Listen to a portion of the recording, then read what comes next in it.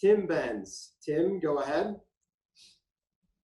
Hey, TJ, one thing that was talked about a bit yesterday, Coach Tomlin was asked about the right tackles and you sharpening their skills, the pass rusher on that side. Can you speak to us about what you're seeing from Zach and from Chooks? For me, I take it as a challenge to go up against two totally different tackles, and it's always good to not go up against the same guy every single day and to be able to see. Obviously, Chooks is a little bit smaller, a little bit more of a finesse player, but he's very, very well improved with his hand punching, and I think Zach has done a good job all offseason of getting in shape and being able to compete throughout the whole practice. And I feel like he's done well with his hand punch as well. But at the end of the day, I trust my abilities, and it doesn't matter who they put out there. All right, let's go to Mike Prizzuta. Mike, go ahead. TJ, your defensive coordinator, Keith Butler, said it's realistic to expect Highsmith to get snaps. What do you think he can do as a rookie, and how often might he be needed to relieve you and Bud? I think Alex has done a great job of just being ready in all these tough circumstances to be a rookie. And I think he knows the defense really well. He's making all the proper calls. He's asking all the right questions.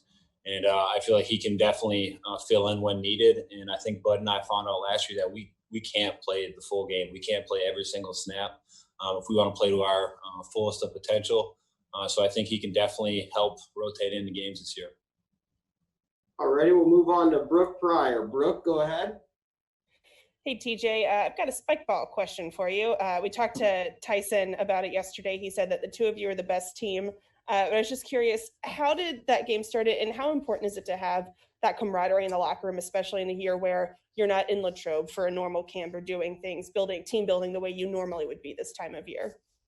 Yeah, I think Cam brought it in, Cam Hayward. I think one of his agents sent the gift or something along those lines, a spike ball game got in our locker room, and obviously we all are very competitive individuals. We all teamed up, and it's nice because usually it's D-line versus linebackers versus safeties and corners and everything like that. But we were able to intermingle teams. I'm with Tyson, and we are just point blank unstoppable. So we have a championship match, I think, either today or tomorrow with Cam and Tuitt. So it'll be interesting to see who comes out on top. All righty, let's move on to Dale Lally. Dale, go ahead. Hey, TJ, I was just curious what it's been like to have your brother Derek in camp with you here. Have you guys been able to even hang out off the field as well? It's been awesome. Very surreal experience just to be able to be out in the practice field and look over and see the Watt in the back of the jersey on someone else other than myself, and just be able to go over there and talk to him about how he's enjoying his experience in Pittsburgh, because I'm so used to the process here that it's all new for him. So sometimes I may take things for granted that he's seeing for the first time. And I've obviously been able to see him a lot off the field as well. He lives in my neighborhood here in Pittsburgh. So it's been awesome to be able to see him, his family, and obviously my nephew as well. All right. Mark Caboli. Mark, go ahead. Hey, TJ, you were one of the finalists for the Defensive Player of the Year last year, 14-plus sacks. I'm sure you're not going to sneak up on anybody this year. How do you ready yourself, anticipate for offenses gearing to take you out of the game? I think it's very difficult when you have the line that we have, just the defense that we have, all the weapons. I mean, you look at Cam Hayward to it, you got Tyson rotating in, Bud on the other side, and then all of our blitzers from the back end as well. I think that's the amazing thing about our defense is that you can't really pinpoint one player. Otherwise, the other three are going to take advantage. And I'm just very fortunate to be able to be on this defense and be part of something bigger than just myself. All right. Will Graves. Will, go ahead. Hey, TJ. Couldn't help but notice that, the Subway commercial with your brothers that ran a bunch during the offseason, the TV show, that you guys put together. I mean, are you getting more comfortable in having your profile being raised outside of just strictly football? I mean, JJ's always been sort of the, out there guy, but it seems like you're starting to get a little more comfortable in having a somewhat of a similar profile. I guess you could say a little bit, trying to stick my toe in the water. It's very important for me to be a football player first. and to be the best football player that I can possibly be, and to make sure that nothing off the field interferes with it, whether that's the commercial shoots, the TV shows, all that stuff doesn't matter if I'm not performing on the field. So first and foremost, it will always be me being a football player. When it comes to doing those shows and the Subway commercials and things along those lines, obviously I've seen JJ do that stuff for years, and it's always fun to put myself out of my own comfort zone and try new things. All right, let's move on to Joe Rutter. Joe, go ahead. Yeah, TJ, do you and Bud set any kind of individual goals for each other? And in what ways do you kind of push each other? I don't know if there's necessarily individual goals, nothing public that I know of. I'll never publish my individual goals. But there's always, I want to be able to be a game wrecker. I want to be able to be somebody that the other team has to scheme around. And I know that the same goes for Bud as well. And we push each other each and every day, and he learns new moves throughout the offseason, and so do I. And just making sure that there aren't many times in practice where we're just kind of sitting on the sidelines not working on our game. If it's a special teams period, neither of us are out there. We're trying to be on the sidelines, trying to help each other out, become the best players that we could possibly be. All right, we'll move on to Jeff Hathorn. Jeff, go ahead. TJ, obviously you had a couple of years at Latrobe. What has this been like training at Heinz Field? Can you just give us an idea of how the team has adapted to this? Yeah, it's been an adjustment period. I think that's kind of league-wide. Everybody this time of year, it's not normal. But this whole season isn't going to be normal. There's going to be a lot of adjusting, and I think that the team that adjusts the quickest is going to be the most successful, and I feel like we've done a good job of that, of just kind of taking things in stride. And at the end of the day, what happens in between the white lines and the football field is what's going to determine the best team. And I feel like we've been able to put away all the distractions, whether we're in Latrobe, whether we're here at Heinz Field or at the South Side, and just play football at the end of the day. And I'm very proud of the work that we've been able to put in so far. All right, Jim Wexel. Jim, go ahead. TJ, two-parter. First part, how are you? What's the plan to get JJ in here? And the second part is you and Bud, your sack total came within 1.5 of the team record. That record was set in 2008, championship team. You guys went 8-8. What I mean, with your quarterback, how much can that help your numbers? I mean, I don't know what it's going to take to get JJ. That's not for me. That's for him and his agents and all that stuff. That's way above my pay grade. As far as I don't like to talk about individual statistics, whether it's for me, Bud, or anybody on our team, because like you said, we were 8-8, and the bottom line is that wasn't good enough. And I think that you can't pin that on one position group, one person. It's us collectively as the Pittsburgh Steelers, and we have to do a better job this preseason time, this camp. And then obviously trying to get the ball rolling and start off the right way in New York and keep the ball rolling from there. All right, let's go to Brian Bacco. Brian, go ahead. Hey, TJ, I wanted to ask you one more about Derek, not necessarily the off-field aspect of it, which you guys have talked about a lot, but how much can he help this running game? I mean, I know you've played against him. You've had to scout him in that sense, and I'm sure you've also just watched him a lot when you guys aren't playing at the same time. What can he do here as he tries to fill in at fullback for this team? I think that he's just a very well-rounded athlete. First and foremost, he can catch the ball out of the backfield. He can line up wide and run crisp routes. Obviously, we know that he can block being a fullback, whether it's routing a guy out, backs on backers, or if it's cutting on the edge. I think that he can do a multitude of things. And that's just on the offensive side of the ball. I think then you look into his special teams, leading the NFL and special teams tackles. It's very impressive. And I know that he takes great pride in just being the ultimate team player and trying to make an impact the best way that he can for his team. So I'm excited to have him. All right, let's move on to Teresa Varley. Teresa, go ahead. Hey, TJ, how you doing?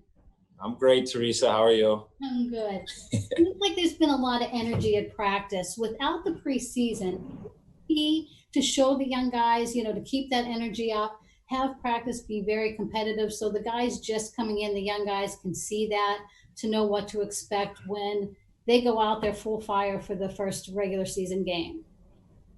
Yeah, I think it's important to kind of show the young guys that without preseason games, you are going up against the same guys each and every day. And you're not going to always have that adrenaline that you would if you were playing in those 4 preseason games.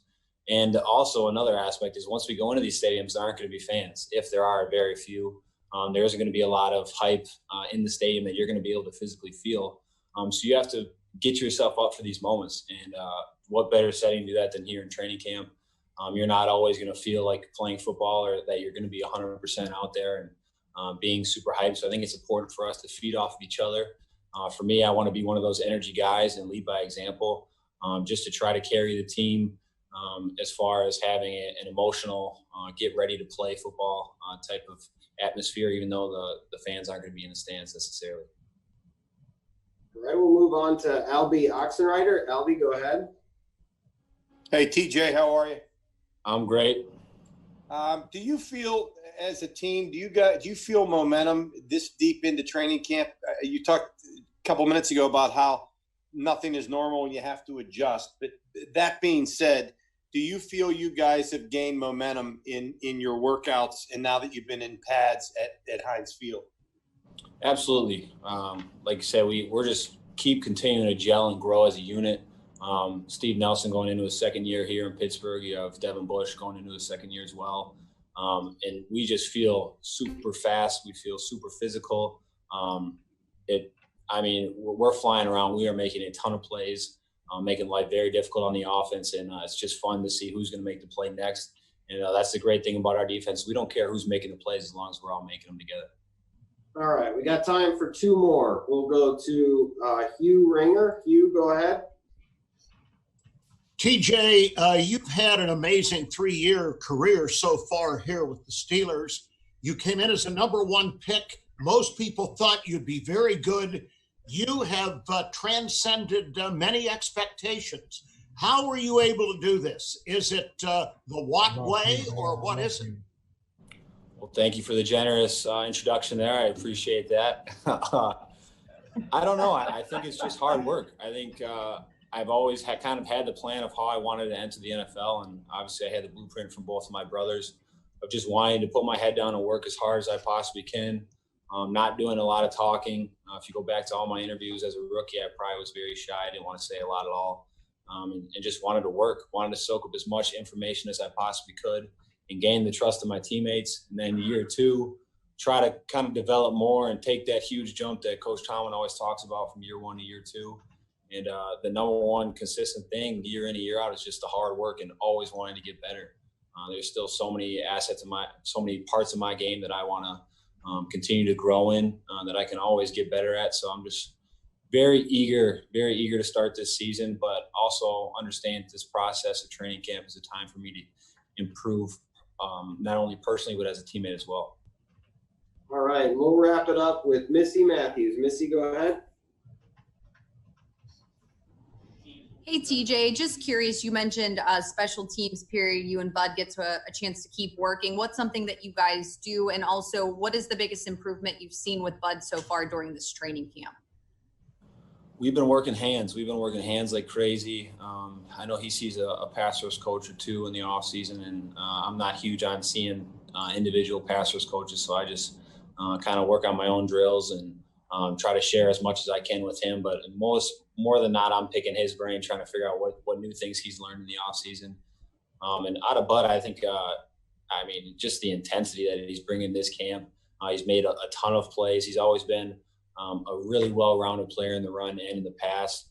And I just see him being super eager to learn and to be able to make plays and be that staple at the right side of the defense with him and Cam. And obviously Tua and I will handle the left. Hey, Keith. What's up, Ed? You had one of the best defenses in the NFL last season. How do you assess your depth on that defense, especially at linebacker and safety? Obviously, we have good players at that position. Do we want more good players? We'll take all the good players we can get. Do we need more good players at that position? Yeah, I think we do. I think our young guys have got to really come along. and what they're doing in camp. There's a couple of guys showing up. We think they can help us, and we'll see as we go along. Obviously, we don't have a preseason to make decisions on guys like that. We got to put them in live situations, which we have, and sometimes not fully live on the quarterback. Obviously, you can't do that and survive and get your quarterbacks killed and all that stuff. So we've tried to put them in live situations in terms of tackling, in terms of being where they're supposed to be, when they're supposed to be there, and we think we're in decent shape right now. Sometimes it's kind of hard to tell if you're a good defense or, maybe you're not playing against some guys that are good as you're going to see when you get in the NFL and start a season. So we're trying to see if we're as good as we think we are. I've been fortunate enough to be on some good defenses here that were good for us in the past, and we'll wait and see as the years kind of plays out. But we think we've got a pretty good defense. Hey, Keith, a two-part question here. At what point do you start looking at preparing for the Giants? You're just under 3 weeks out now from playing them. And the second part is, how do you prepare for the Giants? They've got a new head coach who's never been an offensive or defensive coordinator before. The offensive coordinator, Jason Garrett, hasn't actually coordinated an offense in several years. It's kind of a lot of unknown there, is it not? A little bit, but you kind of get an idea of what they want to do because they got similar people as they did in Dallas. Maybe not the quarterback that Jason had in Dallas, but he's got a running back that's a hoss, and they pretty much do what a lot of people do in the league nowadays. If they run the football and they go play action on first down, and they go. In their play action, they like to run deeper routes, get over the top of the linebackers if you're trying to play zone, and get between the linebackers and the secondary if you're trying to play zone and stuff like that. But they're still going to do that. I think that's probably a pretty good indication of what they want do or have done, what he's done in the past at Dallas. I'm sure he's going to do what he knows. He brought the offensive line coach with him.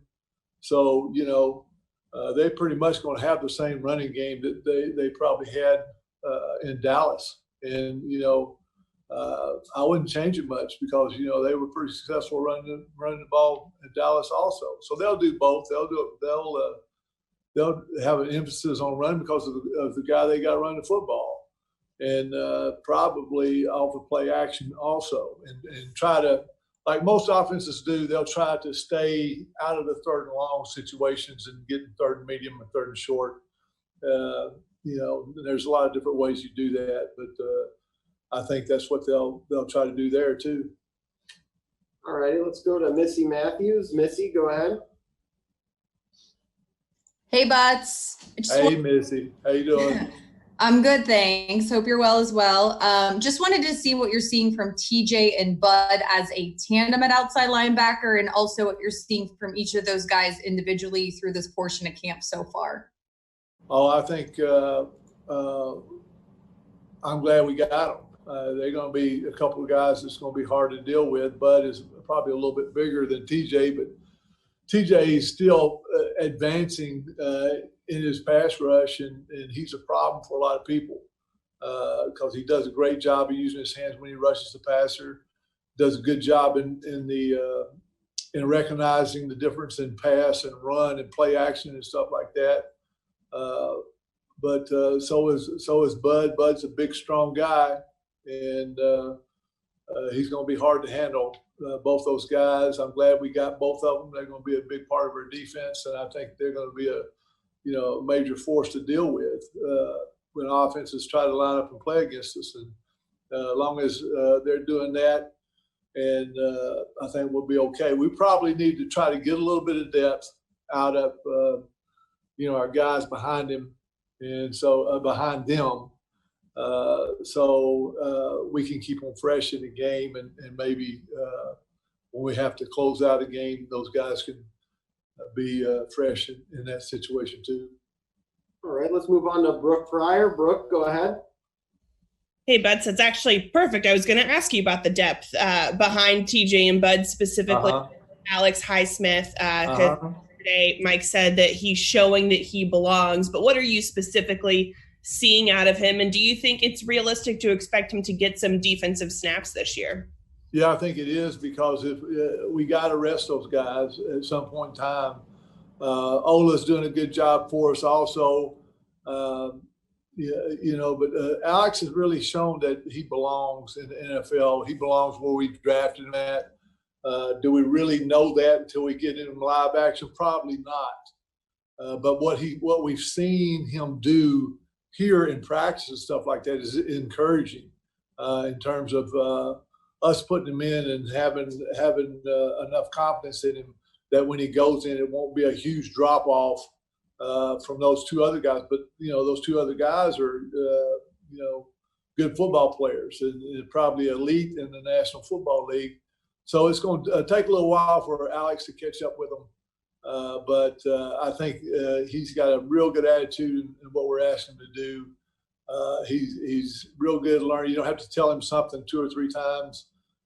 He usually gets it after the first time.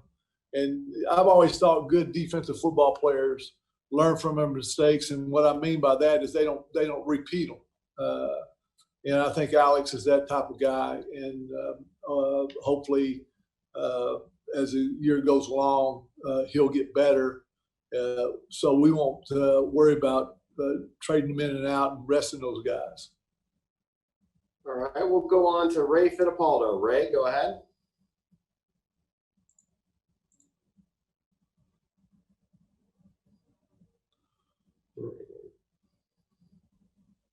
Keith, you threw TJ right into the starting lineup as a rookie when James was still here. Obviously, that was the right decision.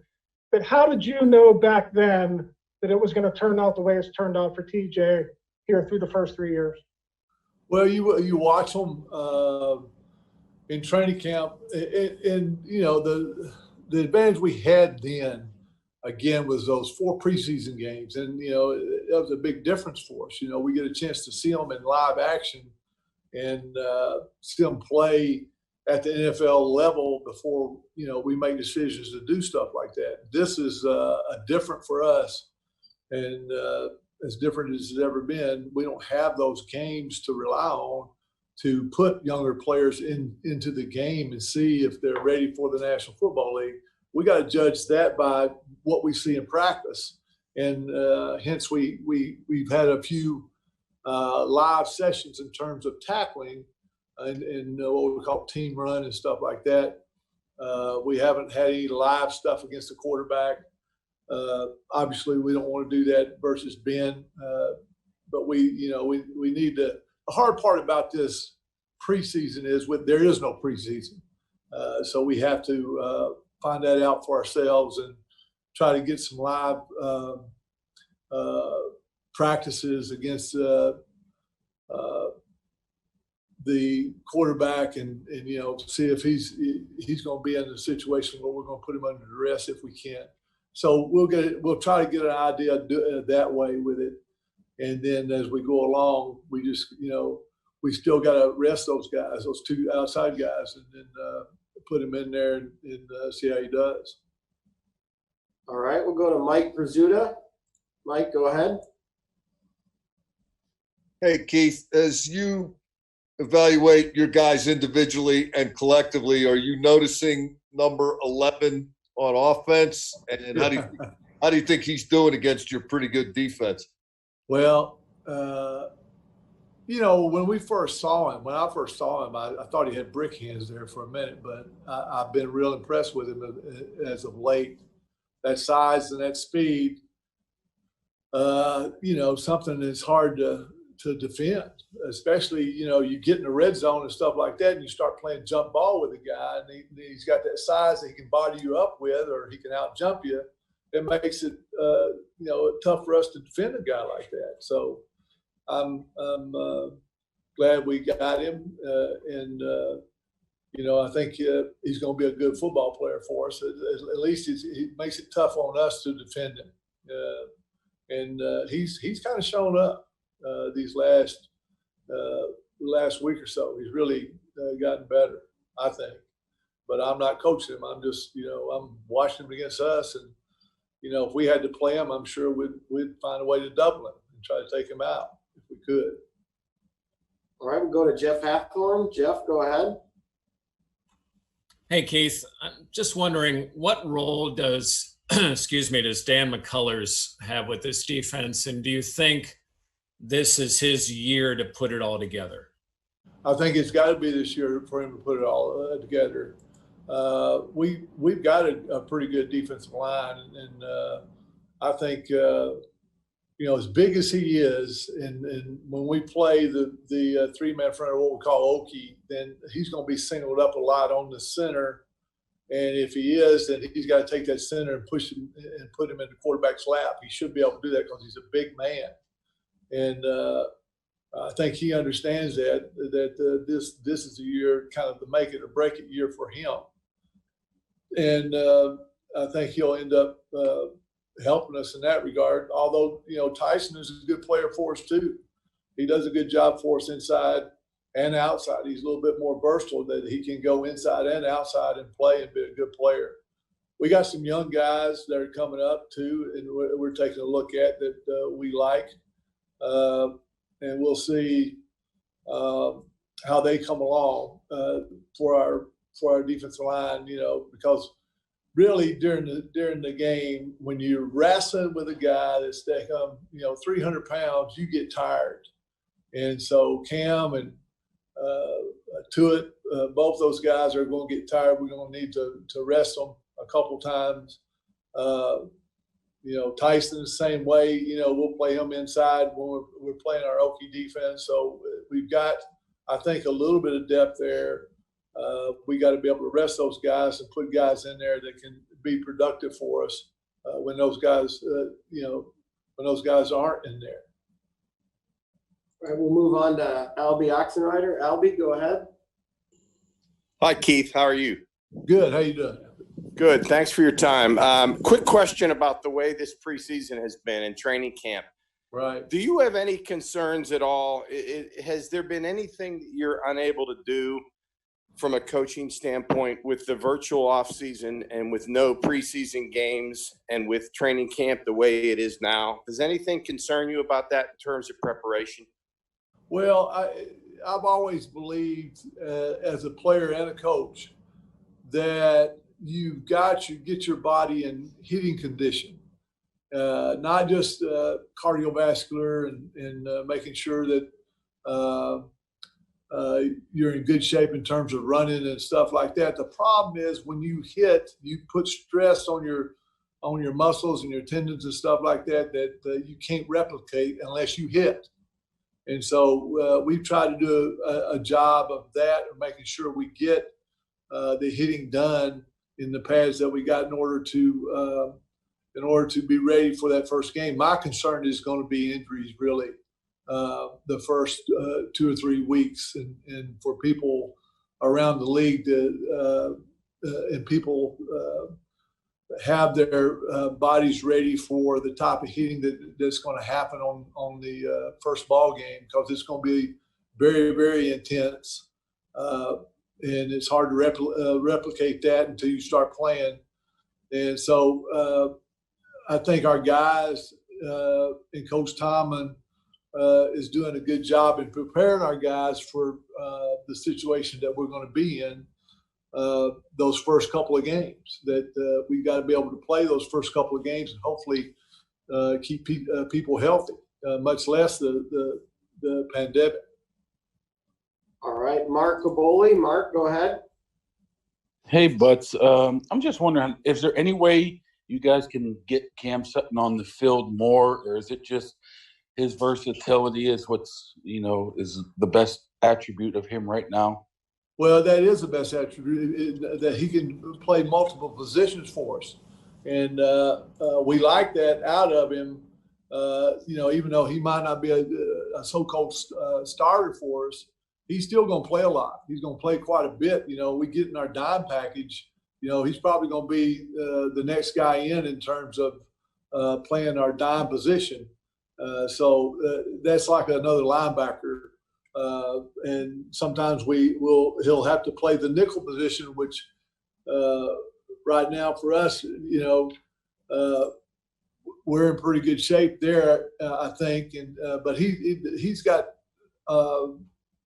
he is smart enough to play most all the positions in the secondary, and so he's valuable to us in that sense that if somebody goes down, then we got a chance to put him in. We'll put him in and not have a big drop off. So just having him helps us quite a bit, I think. All right, we'll wrap it up here with Noah Strackbean. Noah, go ahead. Hey, Keith. So last time we spoke, you said that you guys were just starting to kick the tires on Stephon Tuitt. Have you seen from him? What have you seen from him? And then Isaiah Buggs, has he shown you? Isaiah has done a pretty good job for us. I think Tuitt. I'm glad we got him back. He's doing a good job for us. He's kind of picked up where he left off. So it's going to be nice having him back in the lineup for us. For us in terms of finding the depth that we need at the defensive line. I think we got a couple of good prospects back there. So we'll see. We got some young guys too that we like a little bit. So I'm on remain nameless on those guys because I don't want anybody to know about them, to be honest with you. So we'll see as we go along. And I feel good about that position right now.